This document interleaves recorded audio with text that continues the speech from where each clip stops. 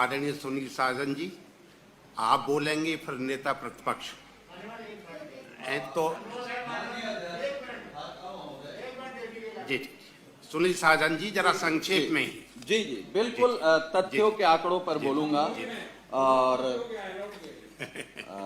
क्योंकि कोरोना महामारी से सिर्फ उत्तर प्रदेश और देश ही नहीं, पूरी दुनिया जूझ रही है। लेकिन दुनिया के अलग अलग देश कैसे लड़ रहे हैं, हमारा देश कैसे लड़ रहा है, और हम बात करने के लिए खड़े हुए कि आखिर हमारा उत्तर प्रदेश कितना गंभीर है।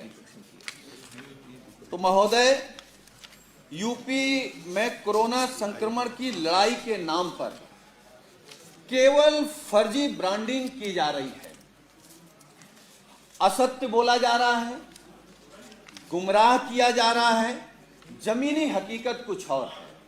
आप उस कुर्सी पर बैठे हैं और आप भी जानते हैं कि जमीनी हकीकत क्या है। यहां सदन में बैठा हर माननीय सदस्य सब जानते हैं कि जमीनी हकीकत क्या है।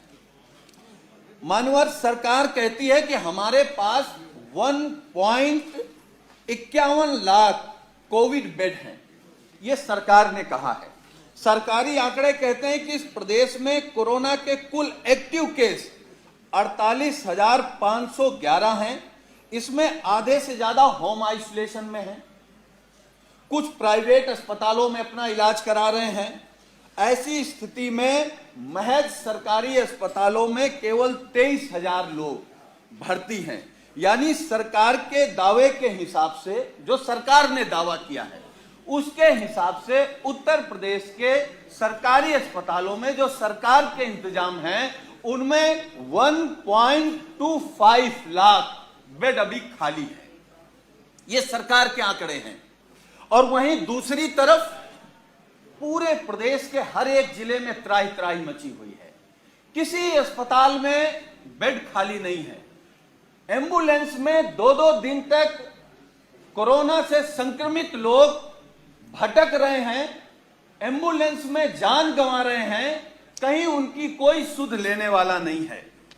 वहीं लखनऊ में जिस तरीके की घटनाएं हम लोग देख रहे हैं, सुनने को मिलता है, टीवी अखबार में देखने को मिलता है। अब पता नहीं सरकार में बैठे लोग पढ़ते भी हैं, देखते भी हैं, या कौन सा चश्मा लगा लिए हैं। हो सकता है अखबार ना पढ़ते हो, वो चैनल भी ना देखते हो जिसमें बताया जाता हो कि एम्बुलेंस में ही पेशेंट ने दम तोड़ दिया। तो हम केवल एक बात कह रहे हैं कि हम लोगों ने कानपुर का एक वीडियो वायरल हुआ, आपने भी देखा होगा, हम सब लोगों ने देखा। वो भारतीय जनता पार्टी का ही नेता है। किस तरीके से, मैं वो शब्द भी नहीं कह सकता भारतीय जनता पार्टी के लिए, वो मैं शब्द भी नहीं कह सकता सरकार के लिए, जितने खराब शब्द उस भारतीय जनता पार्टी के नेता ने कहा कि ऐसी सरकार में रहना, ऐसी पार्टी का सदस्य होना जिसमें हम अपने परिजन तड़पता रहा, चिल्लाता रहा और वो मर गया, हम उसको नहीं बचा पाए। नालत है ऐसी सरकार और ऐसी पार्टी पर। हम नहीं कह रहे, ये हमने वीडियो में देखा है। मानवर, अघोषित रूप से अगर ऑडिट नहीं होना है कुछ, क्योंकि महामारी घोषित हो गई, अगर कोई चीज ऑडिट नहीं होना है, उसकी जांच नहीं होनी है, तो माननीय प्रधानमंत्री जी ने एक शब्द कहा था, हमको याद है, बयान दिया था कि आपदा में भी अवसर खोजना। अब माननीय प्रधानमंत्री जी ने का भाव क्या रहा मैं नहीं जानता, लेकिन उत्तर प्रदेश के मुख्यमंत्री जी ने आपदा में जो भ्रष्टाचार का अवसर खोजा है, जो लूट का अवसर खोजा है, जो बेईमानी का अवसर खोजा है, मुझे नहीं लगता है कि प्रधानमंत्री जी की यह मंशा रही होगी। लेकिन उत्तर प्रदेश में जिस तरीके से लूट है, आप किसी से बात कर लीजिए पूरे सदन में, और आप खुद भी उसके गवाह हैं। आप किसी डीएम को फोन मिला लीजिए, किसी सीएमओ को फोन मिला लीजिए, अरे उठेगा नहीं, उठना तो छोड़ दीजिए, अगर उठ गया तो आपकी सुनेगा नहीं। किस तरीके से बात कर रहे हैं, और डीएम और सीएमओ केवल लूट रहा है, इस पर हम भरोसा नहीं करते। बिना सरकार के इशारे पर इतनी बड़ी लूट, राशन के नाम पर लूट, मास्क के नाम पर लूट, सैनिटाइजर के नाम पर लूट, बेड के नाम पर लूट, मतलब कितने तरीके के लूट। और हम तो मान्यवर आपके माध्यम से, इस सदन के माध्यम से जानना चाहते हैं, ये भारतीय जनता पार्टी की सरकार ये लूट के तरीके कहां से सीखती है, कहां से ट्रेनिंग लाते हैं? मतलब नाम जब बात करेंगे तो राष्ट्रवाद का, समाज का, पिछड़े और दलित का, गरीब का। साजन जी जरा संक्षिप्त। नहीं, मैं केवल आपके आशीर्वाद से, आपके सानिध्य में केवल ये जानना चाहता हूं आखिर ये लूट कैसे हो रही है। मान्यवर, जिन संस्थाओं को अपराधियों को पकड़ना चाहिए वो मीडिया और विपक्ष के नेताओं की जांच कर रहे हैं। दुनिया के हर सफल, मान्यवर, दुनिया के हर सफल देश में इस महामारी से लड़ने का रास्ता डॉक्टरों ने निकाला है, वैज्ञानिकों ने निकाला है, लेकिन उत्तर प्रदेश में सीएम और उनकी 11 टीम, उन्होंने बहुत अच्छी एक दवा और एक इंजेक्शन निकाला है। उस इंजेक्शन का नाम है गलतफहमी और दवा का नाम है जुमला, जो सुबह सुबह उठ करके सबसे पहले वो अधिकारी माननीय मुख्यमंत्री को गलतफहमी का इंजेक्शन ठोकते हैं, फिर जुमले की टिकिया देते हैं और मुख्यमंत्री जी को लगता है कि पूरा प्रदेश चकाचक है, खुशहाल है, मतलब कहीं कोरोना नहीं है। मान्यवर, सरकार कह रही कि यूपी में जो उन्होंने डेथ रेट कंट्रोल कर रखी है, यूपी में 19 जुलाई तक कोरोना से कुल 1146 जाने गई थी। और ठीक एक महीने बाद, मान्यवर गंभीरता से सुन लीजिएगा, सरकार का कोई भरोसा नहीं, ठीक एक महीने बाद 9 अगस्त का जो सरकारी आंकड़ा कहता है, आपका आंकड़ा कहता है, वो ये कहता है कि कोरोना से होने वाली मौतें 2733 हैं, यानी 5 महीने में 1146 मौतें और महज एक महीने में करीब 1600 मौतें, यह इनका सरकारी आंकड़ा कहता है। मैं, क्योंकि आप समय पर बांध रहे हैं, मैं केवल एक बात कह करके कि मुकम्मल जो व्यवस्था का एक और झूठ या असत्य देखने को मिला। यूपी में सरकार के आंकड़े के हिसाब से सर्वाधिक मौत 334 मौतें कानपुर में हुई, जो एक बड़ा आंकड़ा है, जो एक बड़े शहर का आंकड़ा है। दूसरे नंबर पर लखनऊ, जहां 246 मौतें हुई। यह वह शहर है जहां यूपी के बेहतरीन चिकित्सा संस्थान हैं। आपसे और इस सीएम और टीम 11 के नाक के नीचे जो व्यवस्थाएं चल रही हैं, इस पर जो चीजें हैं वो सब कुछ आपके सामने है। मान्यवर, सब चीजें आ गई हैं, आ गई हैं, जो नहीं आया बस वो 1 मिनट में रखूंगा। और ये बात मैं इसलिए कह रहा हूं कि मैं भी कोरोना से संक्रमित हो गया था और राजधानी के सबसे अच्छे संस्थान पीजीआई में गया था।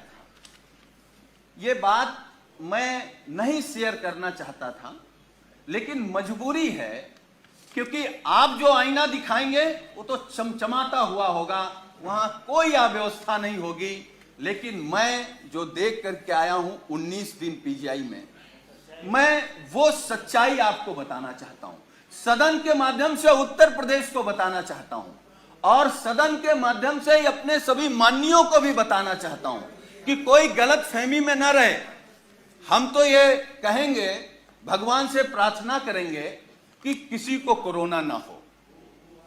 हमारे ही बगल में, अब हम लोगों के बीच नहीं है, स्वर्गीय चेतन सिंह चौहान जी, मैं 13 नंबर बेड पर था और वो 14 नंबर बेड पर थे। अगर नेता सदन सुनेंगे तो आप भी आश्चर्य रह जाएंगे। मैं 11 जुलाई को दोपहर में एडमिट हुआ और माननीय मंत्री जी 11 जुलाई की शाम को 5 बजे एडमिट हुए। और अब मैं जो कहने जा रहा हूं वो दुर्भाग्य है हमारा भी मान्यों का भी और जो लोग अस्पताल में भर्ती हो रहे हैं उनका भी। 8 लोगों का वार्ड, मान लीजिए 8 लोगों का वार्ड, जहां 8 कोरोना संक्रमित लोग होते हैं, डॉक्टरों की, नर्सों की और वहां की टीम आती है तो गेट से ही पूछते हैं कि चेतन कौन है। तो माननीय मंत्री जी क्योंकि बहुत सरल थे, उन्होंने हाथ खड़ा किया। टीम आती है, उन्होंने कहा चेतन आपको कब हुआ कोरोना? तो उन्होंने अपनी बात बताई। तो फिर एक दूसरा स्टाफ बोलता है चेतन क्या करते हो तुम? वो कुर्ता पैजामा में थे, मैं तो पैंट शर्ट में था। खैर, तो माननीय मंत्री जी ने कहा कि मैं कैबिनेट मंत्री हूं। तो एक स्टाफ ने कहा कि कहां के? तो उन्होंने कहा उत्तर प्रदेश सरकार। तो मैं सोच रहा था कि ये लोग कैसे इस बदतमीजी से बात कर सकते हैं, लेकिन मुझे यह भरोसा हुआ कि जब माननीय मंत्री जी ने कह दिया कि मैं उत्तर प्रदेश सरकार का कैबिनेट मंत्री हूं, तब शायद वो चेतन जी कहेंगे या थोड़ा आदर करेंगे। लेकिन ये सुनने के बाद भी जब पीजीआई के स्टाफ ने कहा कि चेतन तुम्हारे घर में और कौन कौन संक्रमित है, तो मुझे गुस्सा भी आया, दुख भी हुआ और सरकार पे भी गुस्सा आया। मतलब सरकार का इतना भी दबाव नहीं है भाई। कैबिनेट मंत्री के बाद कौन होता है? मुख्यमंत्री। तो इसका मतलब उत्तर प्रदेश में केवल योगी आदित्यनाथ जी का सम्मान होगा। अगर शर्मा जी को कोरोना हो गया तो आपके साथ क्या व्यवहार होगा आप सोच नहीं सकते। हम नहीं चाहते, हम तो भगवान से प्रार्थना करेंगे कि आपको नहीं, किसी को ना हो। लेकिन उसके बाद मान्यवर, मुझे जब गुस्सा आया, मैं अपना गुस्सा नहीं रोक पाया, तो मैंने डॉक्टर से कहा कि आप जानते हैं यह कौन है? चलिए आप नहीं प्रभाव में आ रहे हैं कि ये योगी सरकार के कैबिनेट मंत्री हैं, ये वो हैं जो देश के लिए क्रिकेट खेलते थे। तो उस डॉक्टर ने कहा अच्छा ये वो चेतन है, और ये कहते हुए डॉक्टर और स्टाफ पूरा चला गया। वो 2 दिन तक हमारे बगल में रहे। वो मैं ये कह सकता हूं कि जिस घुटन में थे वो माननीय शर्मा जी नहीं महसूस कर सकते। और मुझे जो शब्द नहीं कहना चाहिए, वो कोरोना से हमको आपको छोड़ के नहीं गए, सरकार की अव्यवस्था से हमको आपको छोड़ करके गए। मतलब इतना गंभीर मामला। और मानवर, मैं दूसरी बात बता रहा हूं, मैं 19 समाप्त कर नहीं, मैं समाप्त कर दूंगा। अब हमारा केवल दर्द सुन लीजिए। जी। मैं 19 दिन तक एडमिट था। 11वें दिन हमारी फिर टेस्ट हुआ, मैं फिर पॉजिटिव आ गया। फिर 4 दिन बाद टेस्ट हुआ, फिर पॉजिटिव आ गया। हमारे माननीय राष्ट्रीय अध्यक्ष, हमारे नेता माननीय अखिलेश यादव जी ने फोन से हमसे कहा कि सरकार का शासनादेश हो गया है कि तुम घर पर रह करके ठीक हो सकते हो, इस सरकार की व्यवस्था पर भरोसा मत करो और जांच करा करके आप लिख करके देख आओ कि हमको इलाज नहीं कराना, हम होम क्वारंटीन रहना चाहते हैं। अब मैं वो बात बताने जा रहा हूं मान्यवर आपको। मैंने राष्ट्रीय अध्यक्ष जी से अनुरोध किया कि एक जांच और करा लेते हैं, हो सकता है कि हम निगेटिव आ जाएं। हमारी एक जांच हुई जिसमें मैं पॉजिटिव आया। नर्स ने कहा कि आप पॉजिटिव हैं, डॉक्टर की टीम आई, उन्होंने कहा कि आप पॉजिटिव हैं या नहीं हैं, हमको दूसरा टेस्ट करना पड़ेगा। हमारा सुबह दूसरा टेस्ट हुआ। जब दूसरा टेस्ट हुआ, जब शाम को मैंने कहा कि हमारी रिपोर्ट क्या आई, तो उन्होंने कहा कि आपका रेपर बदल गया था, इसलिए शाम को तीसरा टेस्ट होगा। जब तीसरा टेस्ट हुआ तो सुबह हमने पूछा कि हमारी रिपोर्ट क्या है, तो डॉक्टरों ने कहा कि आपका सैंपल बदल गया है, इसलिए आपका चौथा टेस्ट होगा।